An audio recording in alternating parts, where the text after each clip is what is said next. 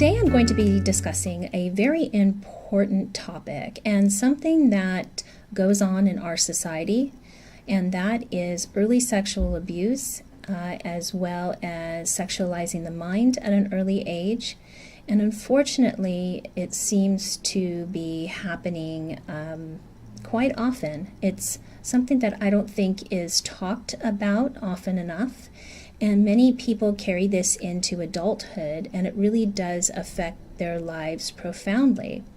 Now, some of the past videos I did were on arousal confusion, and this also can blend into being confused about one's own sexuality. And so I do want to talk about that a little bit more in detail. And if you haven't had a chance to watch some of my videos on arousal confusion, gender confusion, take a moment to do that and then come back, because I will be going over a little bit about that, but those videos explain it in more detail. So what happens if a person is sexually abused when they're younger? It may be that they get confused about a sexual act that happened to them, the way that they felt during it, and how their body may have acted in a particular way that they didn't want their body to act in. They didn't choose to be in that position. Sometimes it'll be so bad that people disassociate while they're going through it. Other people, it can be a one-time event, or it can go on for many years. There can also be a psychological component to it. And so this is something, as a person develops and matures into adulthood, that they have to figure out now what is arousing to them, what turns them on. And there's a lot of shame associated with this. And working with people that have been through sexual trauma, sometimes they will find that they are aroused by the sexual trauma that happened to them later in life. And this part confuses them and shames them as to how could they be aroused by something that they were victimized when they were younger. And the thing that happens is it's very complex, because a person may be releasing a certain amount of dopamine. Their body takes over. It becomes kind of imprinted to a certain extent, and it becomes part of their sexual pattern.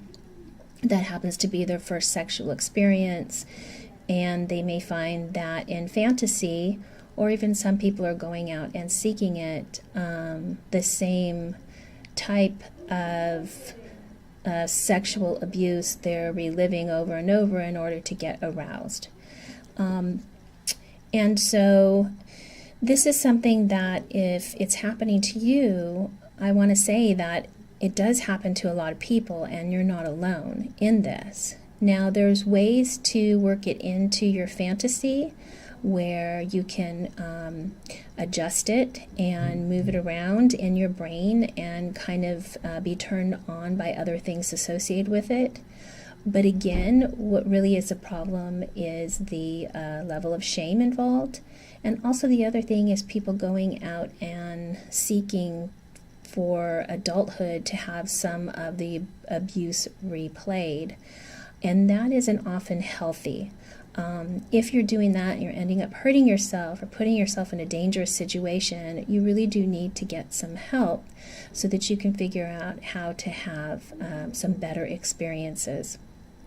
The other aspect that people talk about is disassociating from their body when they're involved in a sexual experience, and that is a coping mechanism where their body will kind of take over, but the mind is someplace else, and they're kind of just going through the sexual act itself. That is one aspect of that abuse can have on a person. And again, it is something that you can learn to reconnect with your body on a sexual level, but it does take time and it does take work. But it is something that you eventually can have.